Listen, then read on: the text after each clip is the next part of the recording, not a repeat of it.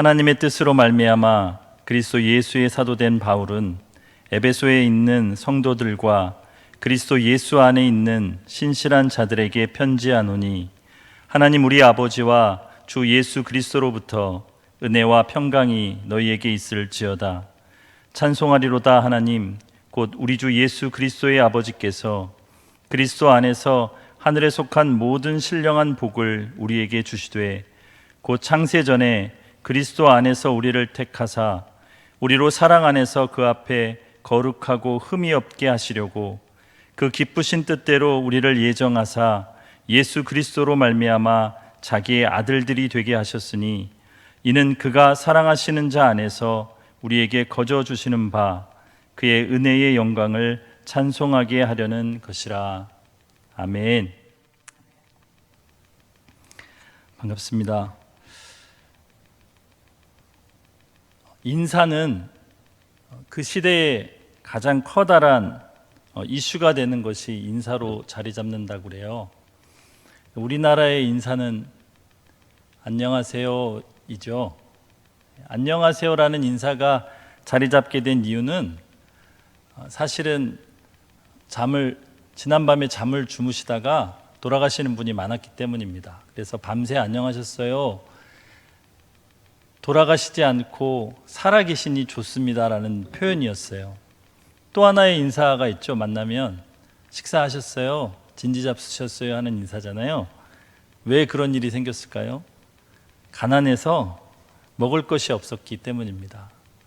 그래서 한 끼를 먹는다는 것은 큰 축복이었다고 하네요. 우리나라가 세 끼를 먹게 된 게 얼마 되지 않았답니다. 그전엔 한 끼 아니면 두 끼를 먹었던 나라였답니다. 제가 조사한 건 아닌데 다른 나라도 비슷하다고 해요. 영국 같은 경우는 날씨가 항상 나쁘기 때문에 그들의 인사는 다 날씨에 관련된 인사라고 하네요.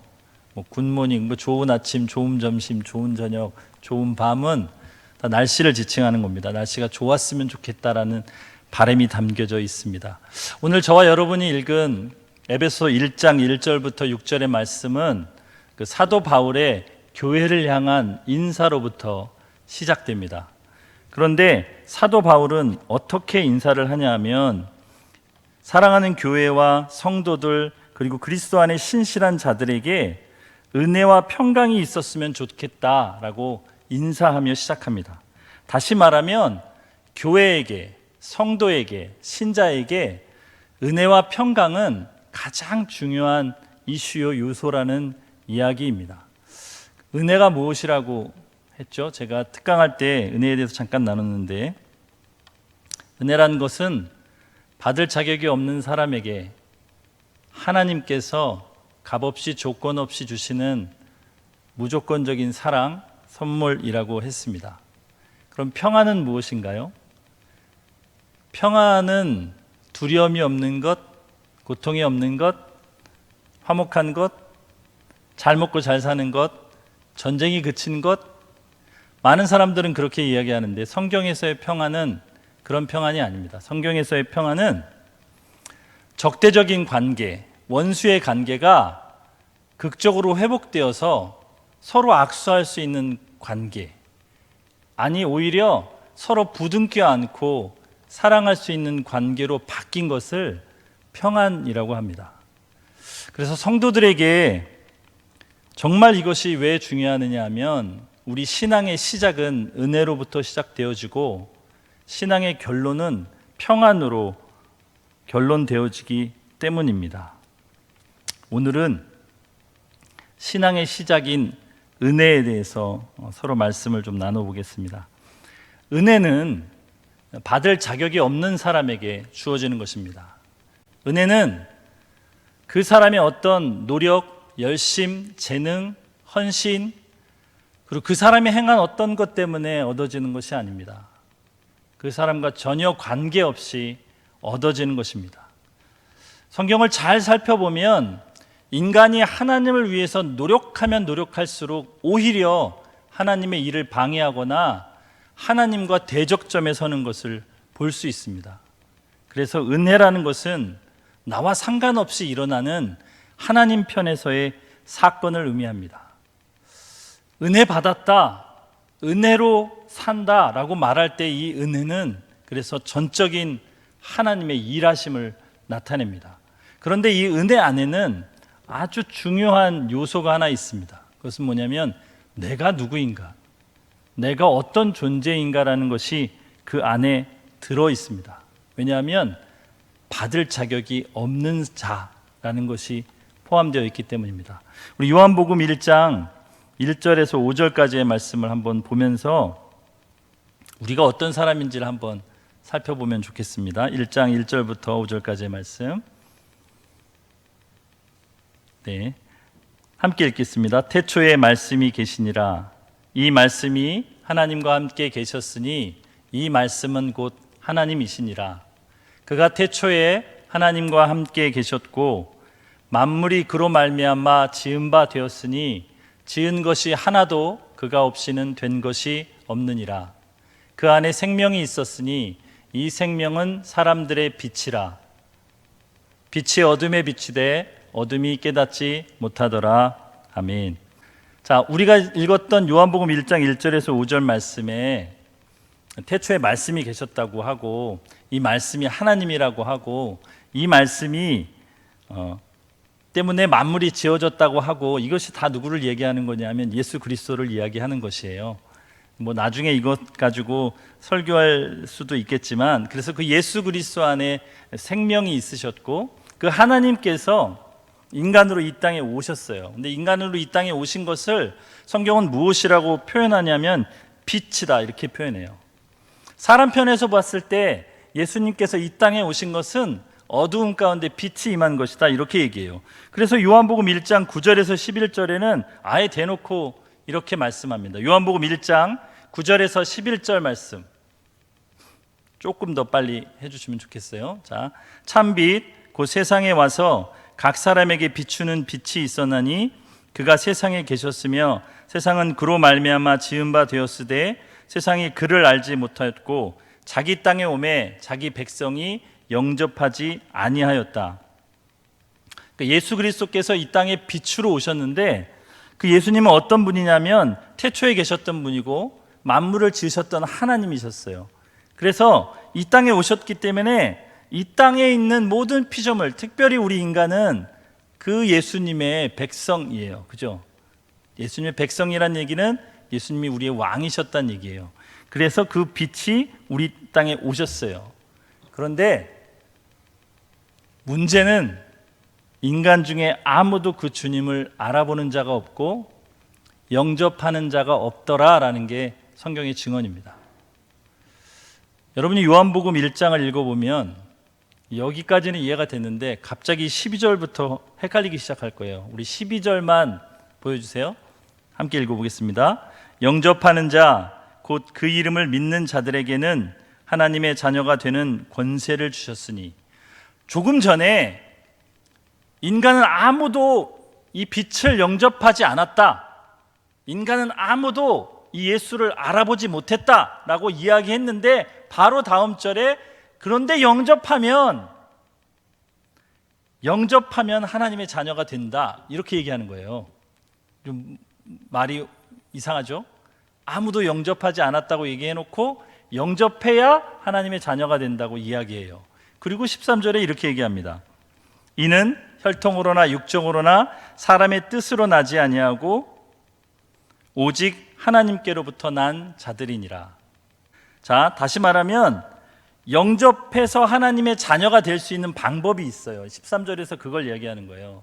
근데 그게 혈통, 그러니까 우리의 육신의 어떤 족보, 가문, 그 힘으로 되지 않는다는 얘기예요. 육정은 사람의 노력, 힘 이런 것을 말해요. 근데 그것으로 안 된다는 거예요.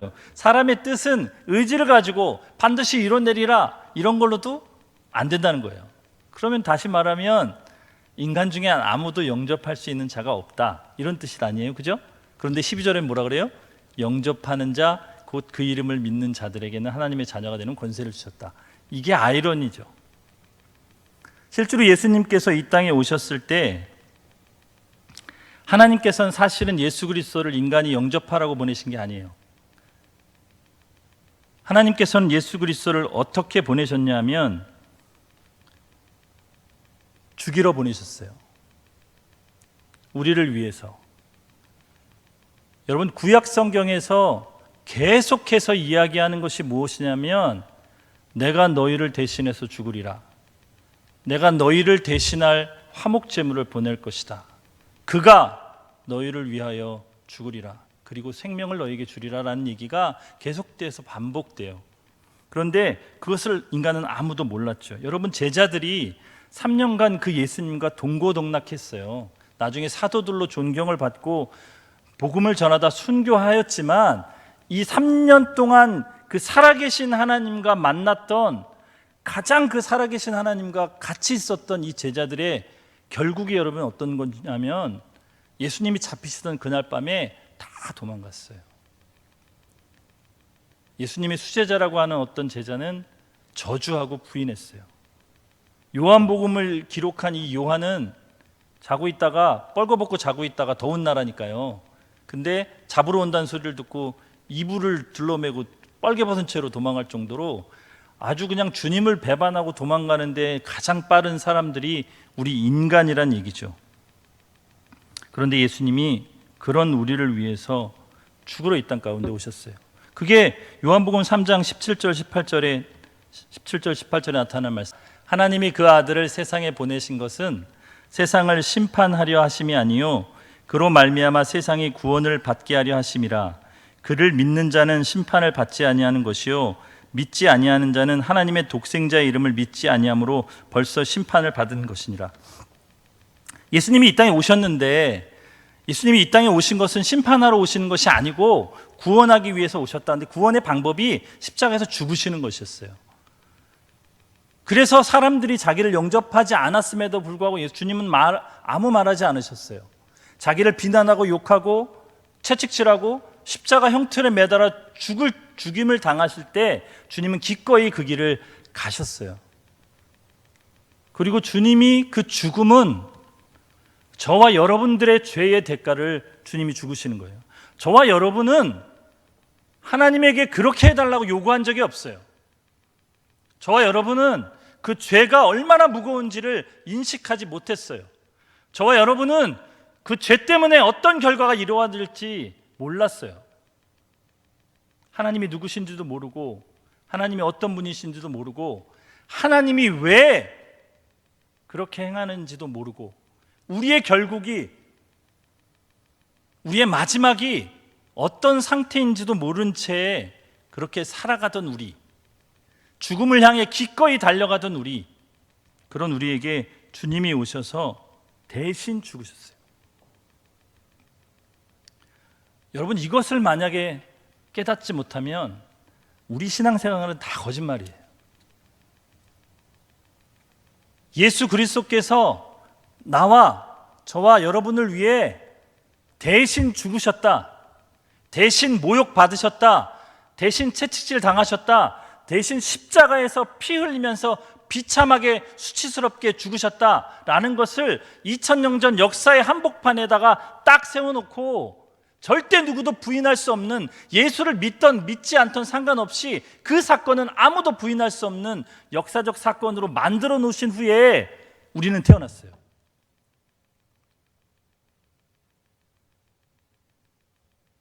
그것이 저와 여러분에게 얼마나 중요한 관계가 있는지 우리는 쉽게 알 수 있는 자가 됐어요. 그 사건은 시간을 초월하는 사건이라 십자가의 사건 전의 사람도 예수 그리스도의 십자가를 믿어야만 구원을 받는데, 우리는 너무나 다행스럽게도 그 십자가 이후에 태어났어요. 그런데 그 십자가와 나와 관계를 모른다. 그 십자가가 나와 아무 상관이 없다. 여러분은 청년인데 청년의 뜨거움이 이 코로나라는 전염병 하나 때문에 식어버린다. 여러분, 심각하게 여러분의 신앙을 고민해 보셔야 돼요. 삶을 살아가 보면 이 코로나 같은 전염병은 사실 아무것도 아니에요. 여러분, 우리의 가슴과 심장을 쪼개는 듯한 아픔은 사실 가장 가까운 사랑하는 사람들로부터 와요. 결혼해 보면 나를 가장 아프고 힘들게 하는 대상이 바로 배우자가 되고, 또 살아가다 보면 자녀가 되고, 내 부모가 되고 우리가 뜻하는 바대로 되어지지 않는 현실 때문에 내가 그렇게 애쓰고 노력하고 힘쓰고 기도하고 하나님 앞에 헌신적으로 살았는데도 불구하고 놀라운 고난과 환난과 슬픔과 아픔이 우리 삶에 넘쳐나는 것을 바라보며 혹시 하나님은 안 계신 것이 아닌가라는 갈등이 우리 삶에 빈번히 일어나는데, 그것을 돌파해야 되는 것이 신앙인이고 신자인데, 이 정도 때문에 왔다 갔다 한다면 여러분 신앙을 심각하게 고민해 보셔야 돼요. 예수 그리스도께서 우리를 위해 죽으셨어요. 그 죽으심으로 인해서 우리의 모든 죄가 하나님에게 없어지는 놀라운 역사가 일어났어요. 내 죄를 대가를 치르셨기 때문에 우리는 하나님 앞에 자녀로 설 수 있는 자가 되었어요. 그래서 그때 비로소 우리가 하나님을 선택하고 영접할 수 있는 힘이 우리 안에 생긴 거예요. 아직은 잘 모르는데, 어느 날 내가 복음을 들었는데, 어느 날 누구의 전도를 받았는데, 어느 날 음악을 들었는데, 어느 날 영화를 봤는데 나도 모르게 그 하나님이 살아계신 것 같더라. 나도 모르게 그 주님이 나에게 뭔가 말씀하시는 것 같더라. 교회를 가야만 되는 것 같더라 라는 마음 여러분 안에 드셨다면, 그건 주님이 우리 안에서, 여러분 안에서 역사하기 시작한 거예요. 우리 인간은 예수 그리스도를 영접하거나 받아들이거나 선택할 수 있는 존재가 아니에요. 그래서 그것을 은혜라고 해요. 우리는 어떤 사람이었냐면, 주님이 우리가 어떤 존재였는데 그 일을 하셨냐면, 그게 로마서 5장에 잘 나와 있어요. 로마서 5장 6절. 네, 로마서 5장 6절이요. 네, 같이 읽어볼게요. 시작.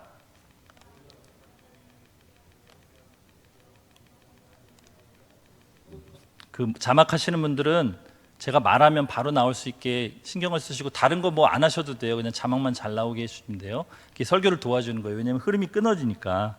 그래서 말씀을 드리는 거예요. 자, 우리가 연약했어요.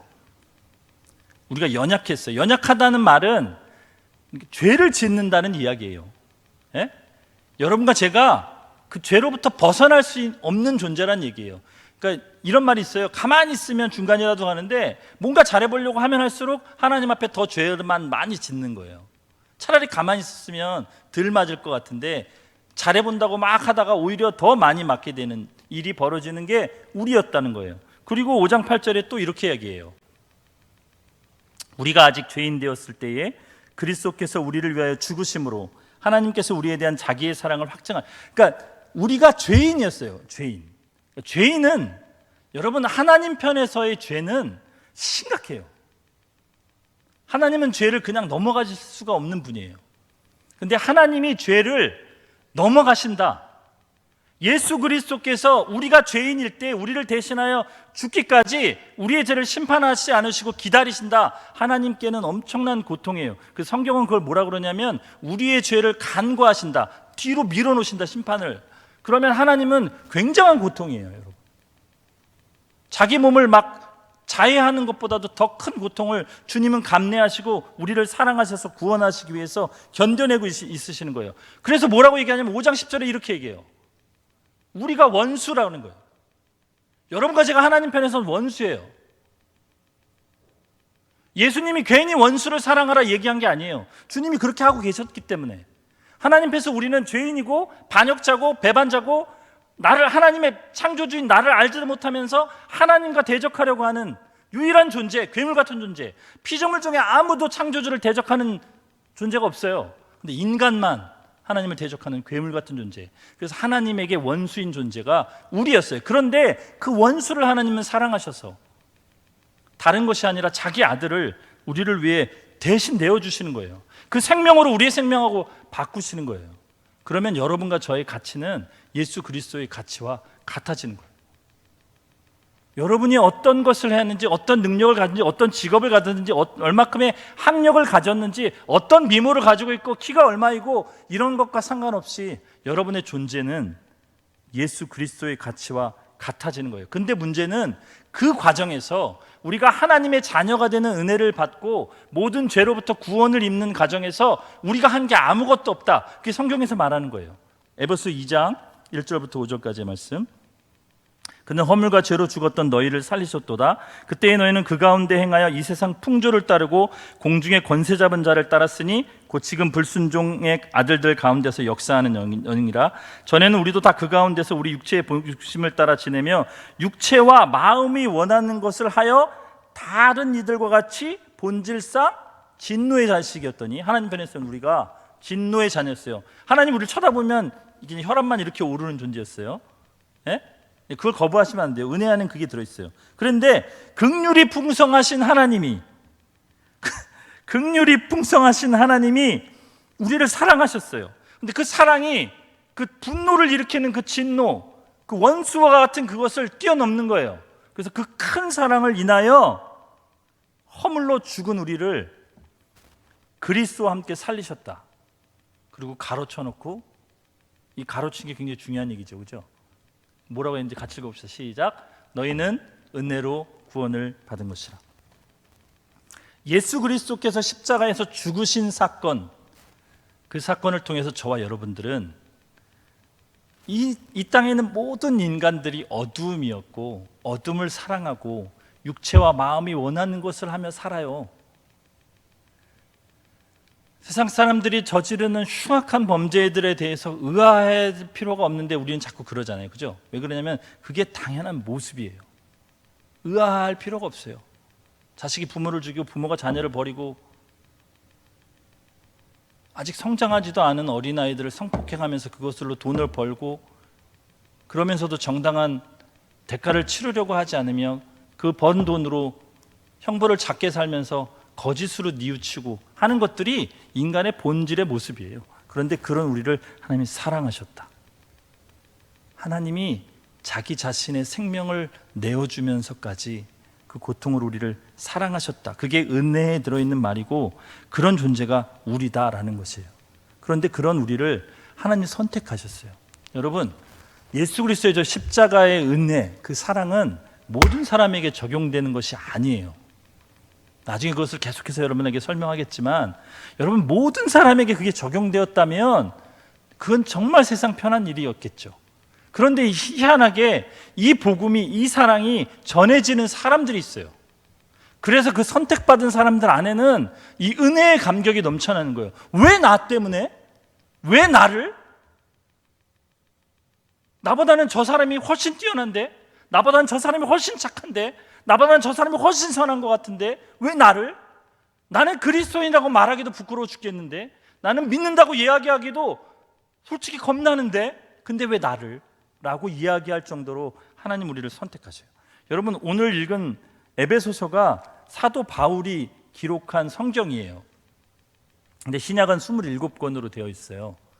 근데 바울이 쓴 책이 13권이에요. 네? 27권 중에 혼자 13권을 썼어요. 대단하지 않습니까? 예? 그리고 이 신약의 역사라고 하는 사도행전의 절반 이상을 다 바울의 얘기로 채워져 있어요. 신약 성경은 거의 사도 바울이 채웠다고 봐도 무방해요. 그래서 많은 사람들이 바울을 존경하고 그를 흠모하고 그 신앙을 본받으려고 하잖아요. 그런데 성경은 그렇게 얘기하지 않아요. 바울이 어떤 사람이었느냐? 바울은 여러분, 초대교회에 가장 성령이 충만하고 신실했던 7 집사를 뽑는데 그 중에 한 명이 스데반이었는데, 그 스데반이 하나님의 복음을 전할 때 이를 갈고 돌을 들어서 죽이는 그 자리에 바울이 있었어요. 그때는 이름이 사울이었지만, 그래서 기꺼이 죽이라고, 빨리 가서 돌로 쳐 죽이라고 앞장서서 있던 사람이에요.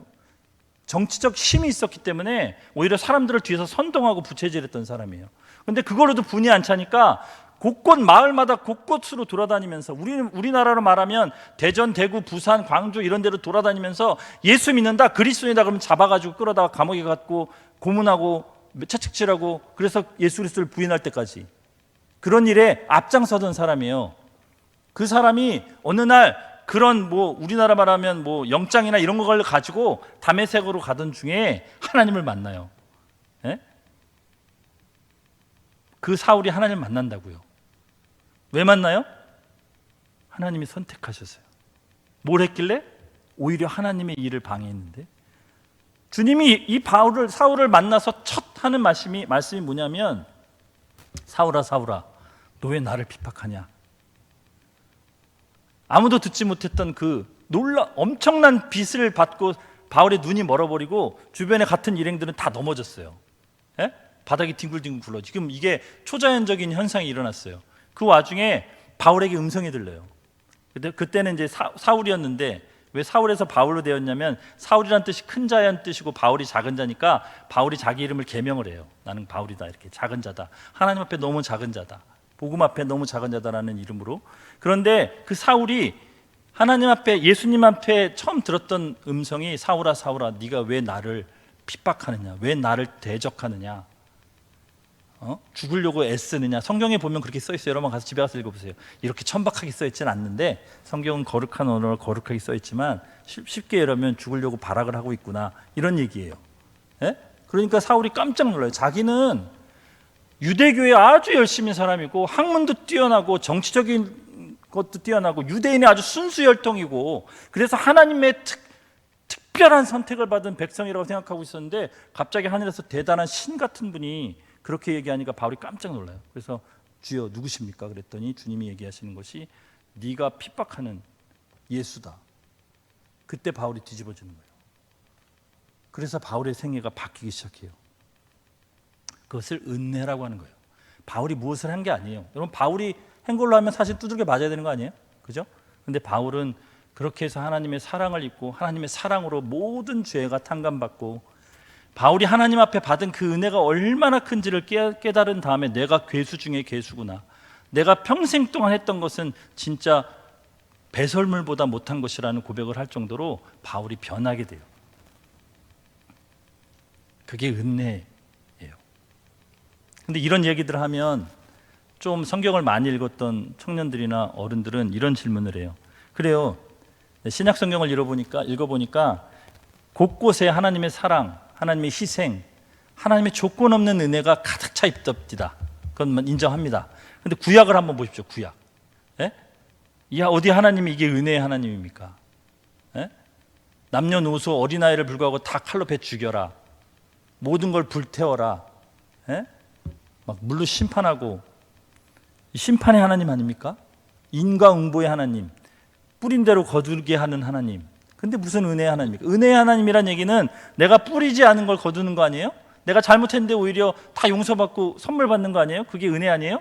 그런데 그런 하나님, 심판의 하나님, 무서운 하나님, 그래서 그런 이단이 생겼어요. 구약의 하나님과 신약의 하나님은 다르다. 그래서 구약의 하나님은 가짜다. 그래서 구약을 버리고 신약만 따르는 이단 종파가 생길 정도로 사람들은 오해를 해요. 근데 하나님은 한 번도 변한 적이 없어요. 오늘 에베소서에서 얘기하는 것이 뭐냐면 우리를 선택하셨고 우리에게 그 사랑을 주셨는데 언제부터 그랬냐? 창세 전부터 그러셨다, 이렇게 얘기하고 있어요. 하나님은 우리 인간이 스스로 발반하고 반역하고 죄를 지은 다음 하나님을 대적하여 떠났을 때, 그러나 오히려 그 원수 같은 자녀를 향해, 원수 같은 사람들을 향해 사랑을 가지고 인격적으로 다가오시는 하나님. 제가 특강 때 그 얘기 계속했죠. 그래서 믿음은 하나님 편에서 시작한 인격적 관계라고요. 자, 이거 한번 읽어볼게요. 잠깐만 이것만 보고 갈게요. 창세기 6장 5절에서 8절 말씀. 여호와께서 사람의 죄악이 세상에 가득함과 그의 마음으로 생각하는 모든 계획이 항상 악할 뿐임을 보시고 땅 위에 사람 지으셨음을 한탄하사 마음에 근심하시고 이르시되 내가 창조한 사람을 내가 지면에서 쓸어버리되 사람으로부터 가축과 기는 것과 공중의 새까지 그러하리니 이는 내가 그것들을 지었음을 한탄함이니라 하시니라.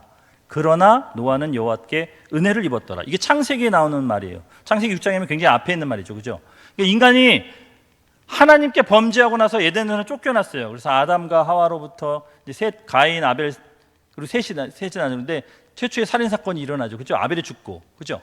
그리고 나서 인간의 후손들이 태어나는데 오늘 성경이 뭐라고 고발하냐면 어릴 때부터, 아예 태어날 때부터 생각하는 것이 악하고 하는 짓이 다 악이고 차라리 얘네들은 없는 게 낫다. 근데 그 인간들 때문에 어떤 일이 벌어졌냐면 자연에 있는 모든 동물도 같이 물들어가고 있는 거예요.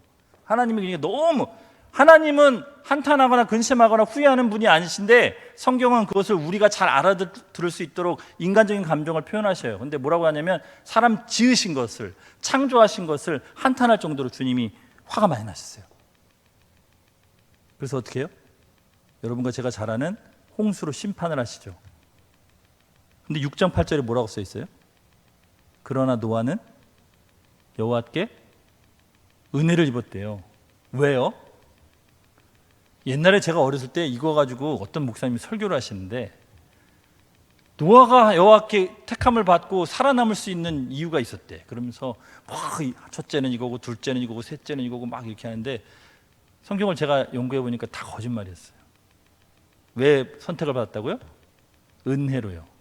여러분, 은혜라는 얘기를 제가 하고 있죠.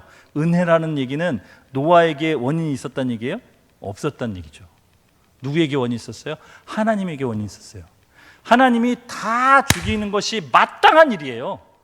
그게 공의의 하나님이 하실 일이에요. 그런데 하나님이 차마 인간을 다 없앨 수가 없는 거예요. 그래서 한 가족을 남기는 거예요. 다시 시작할 수 있도록. 그들에게 은혜를 베푸는 거예요. 그들에게 생명을 주는 거예요. 그래서 깨끗하게 청소하고 다시 시작할 수 있도록. 그랬는데 그 후손이, 여러분, 노아의 후손 8명, 노아와 노아의 아내 세 자녀와 그 아내들 8명이 새로운 인류로 시작되었는데, 그 인류가 세상을 가득 채우고 한 유일한 일이 성경에 나와요. 그게 뭐냐면 바벨탑을 쌓는 일이에요. 바벨탑을 쌓는 목적은 우리가 이 탑을 하늘 높이 쌓아서 우리 이름을 내고 온 세상에 우리 이름을 널리 알리자, 그리고 하늘과 겨루어 이기자, 이렇게 하고 올라가는 거예요. 누구 때문에 살아남았는데? 하나님 때문에 살아남았는데. 그게 인간의 본질이에요. 그리고 창세기 12장에 가면 갑자기 아브라함 사건이 나오는 거예요. 제가 아브라함 사건 성경에서 설교를 했죠. 하나님이 아브라함을 택하시는 거예요. 여러분, 아브라함을 택하셨을 때 아브라함이 처한 곳이 메소포타미아 문명, 세계사에서 배우면 인류의 큰 4가지 문명 중에 하나인 메소포타미아 문명이 가장 강력했던 그 한복판에서 우상을 섬기고 있었던 그 아브라함을 하나님이 택하셔서 부르셔서 믿음의 조상, 구원받는 자의 시초, 그로부터 예수 그리스도와 다윗 왕이 나오게 만드는 거룩한 족보의 시초를 만드셨어요. 왜요? 은혜로요. 아무 이유가 없어요. 아무 이유가 없어요. 아브라함이 하나님을 몰랐는데, 하나님을 요구하지도 않았는데, 하나님을 향해서 어떤 것을 하지 않았는데 하나님은 아브라함을 택하셔서 그 일을 하셨어요.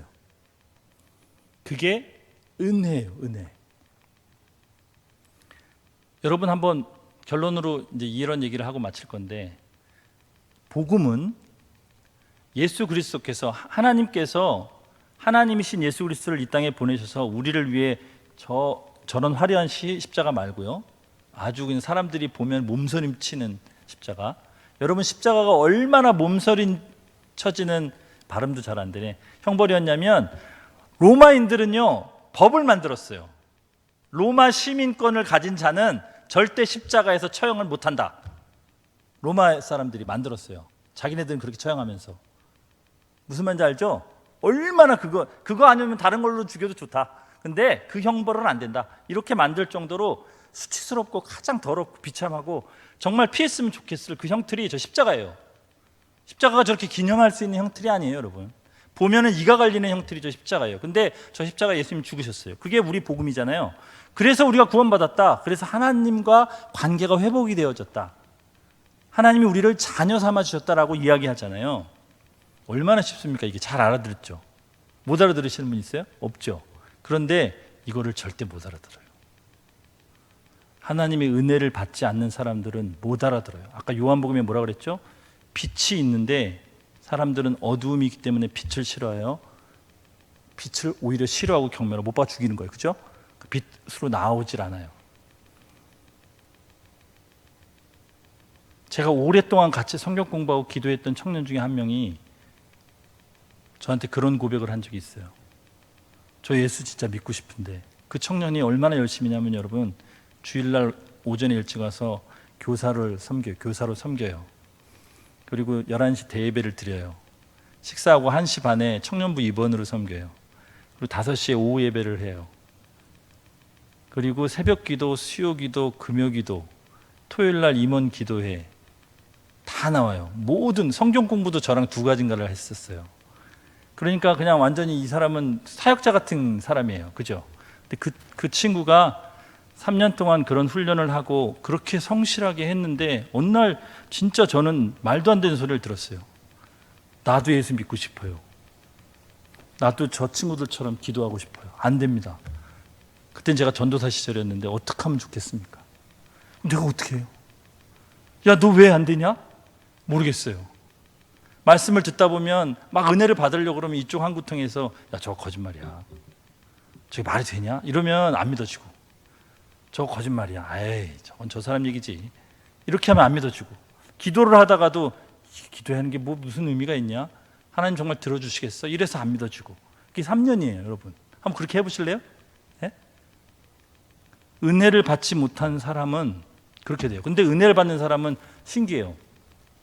어떤 술 취한 사람이 술이 너무 취해서 지나가다가 교회 문이 열린 걸 보고 저 뒤에 앉아서 철푸덕 앉아 있었대요.